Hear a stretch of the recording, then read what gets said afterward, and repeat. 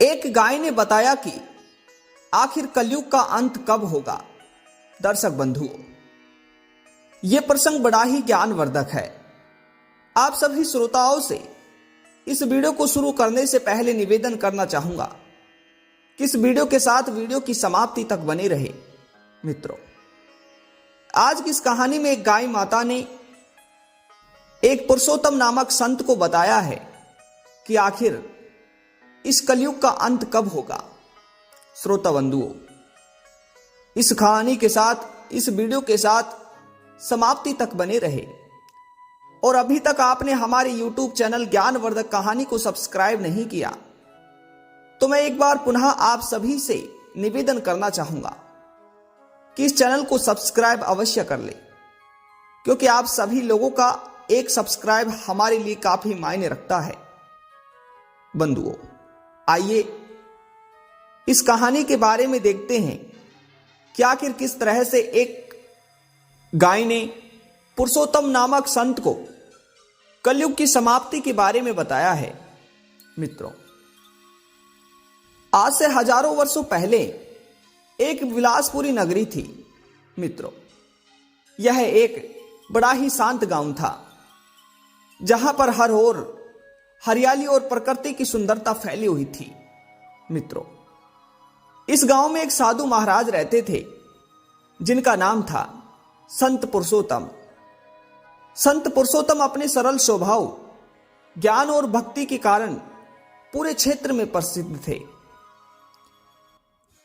वे अपनी साधना और तपस्या में लीन रहते थे, लेकिन जब भी कोई दुखी या पीड़ित व्यक्ति उनके पास जाता था तो वह उसकी सहायता करते और उसे शांति प्रदान करते थे। मित्रों, एक दिन संत पुरुषोत्तम अपने आश्रम के पास एक जंगल में ध्यान पे बैठे थे। तभी उनके सामने एक सुंदर गाय, सफेद गाय आकर खड़ी हो गई। संत ने ध्यान खोला और गाय को देखकर मुस्कुराए। उन्हें इस गाय में कुछ अद्भुत दिव्यता महसूस हो रही थी। मित्रों, मानो यह कोई साधारण गाय न हो। गाय धीरे धीरे संत के पास आई और बोली, हे संत पुरुषोत्तम, मैं तुम्हारे पास एक विशेष संदेश लेकर आई हूं। मित्रों, उधर संत पुरुषोत्तम यह सुनकर चौंक उठे, क्योंकि उन्होंने पहली बार किसी गाय को बोलते हुए सुना था। मित्रों, तभी गाय ने आगे कहा, हे महात्मा, मैं स्वयं गौ माता हूं। मैं ब्रह्मा के आशीर्वाद से यहां तुम्हें यह बताने आई हूं कि कलयुग का अंत कब और कैसे होगा। मित्रों, उधर संत पुरुषोत्तम ने गाय को आदर पूर्वक प्रणाम किया और बोले, हे गौ माता, आपके वचनों में सत्य बोध है। कृपया मुझे विस्तार से बताएं कि कलयुग का अंत कब और कैसे होगा। दोस्तों, अब गाय ने संत को बैठने का इशारा किया और स्वयं संत के पास बैठ गई। फिर उसने कहना शुरू किया, हे संत, हे ऋषि पुरुषोत्तम, आज मैं तुम्हें कलयुग के अंत के कुछ चरण बताने वाली हूं। तुम इस कहानी को और मेरी रोचक बातों को पूरे ध्यान से सुनना, क्योंकि मेरी सभी बातों में बड़ी ही सत्यता का बोध है। मेरी हर बात बड़ी ही ज्ञानवर्धक है। हे संत पुरुषोत्तम, तुम मेरी इन सभी बातों को बड़े ही ध्यान से सुनना। श्रोता बंधुओं, तभी गाय संत पुरुषोत्तम को कलयुग के अंत का चरण बताने लगती है। मित्रों, वह गाय कहती है, हे संत पुरुषोत्तम, कलयुग के अंत का पहला चरण है मानवता की हानि। कलयुग का पहला चरण तब शुरू हुआ था जब लोग धर्म, सत्य और करुणा से दूर हो गए। मनुष्य ने अपनी आत्मा का विकास छोड़कर भौतिक सुखों में लिप्त होना शुरू कर दिया।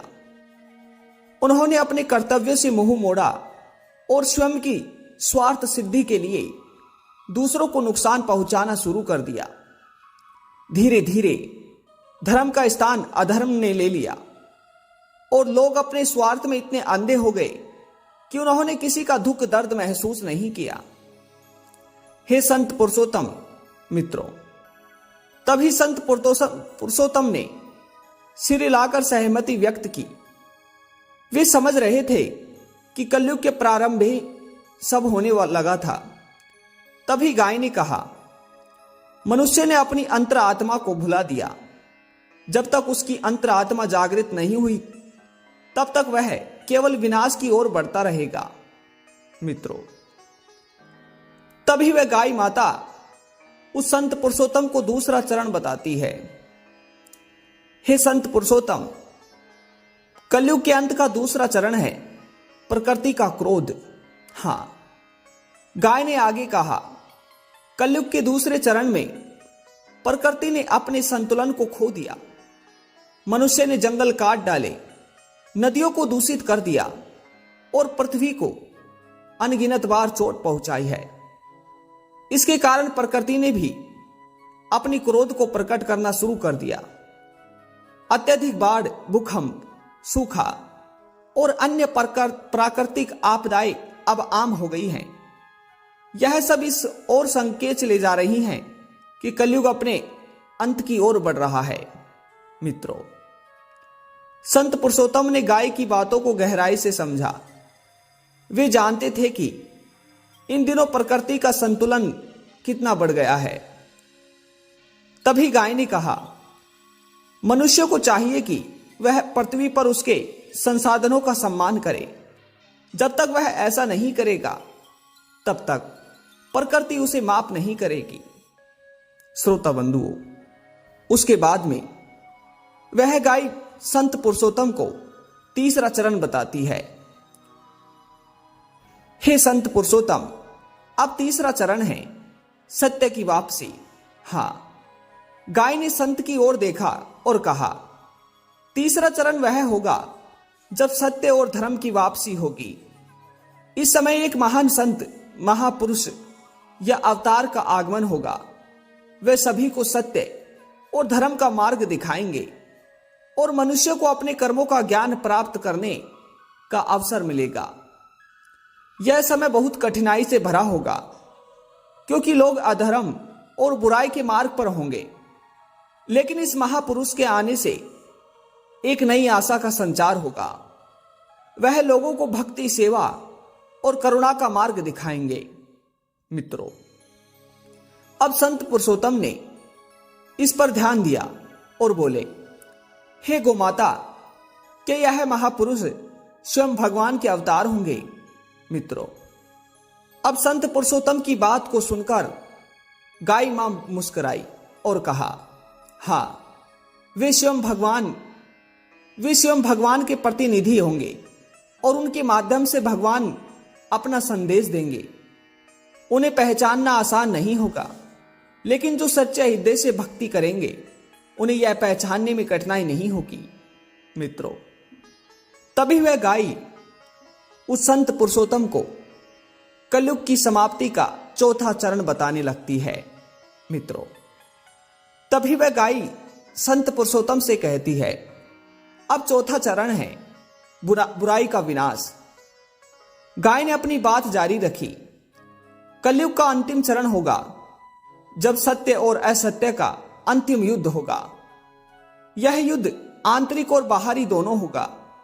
जो भी व्यक्ति अधर्म और बुराई के मार्ग पर चल रहा होगा उसे अपने कर्मों का फल भुगतना ही पड़ेगा।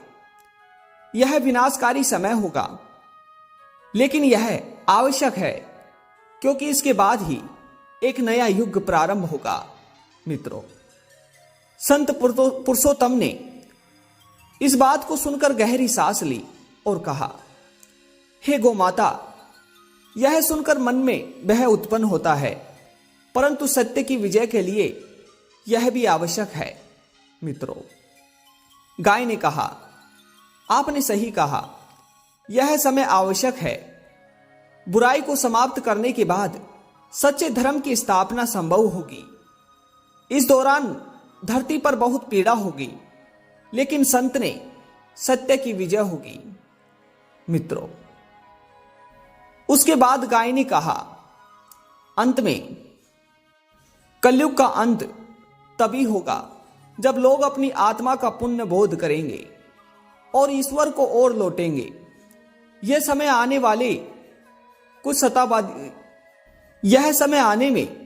कुछ शताब्दियां लग जाएंगी, लेकिन जैसे जैसे मनुष्य का हृदय शुद्ध होगा, वह अपने सच्चे धर्म का पालन करेगा, वैसे वैसे सतयुग का प्रारंभ होगा। जब हर हृदय में प्रेम, करुणा और सत्य का संचार होगा, तब यह धरती पुनः स्वर्ग के समान हो जाएगी।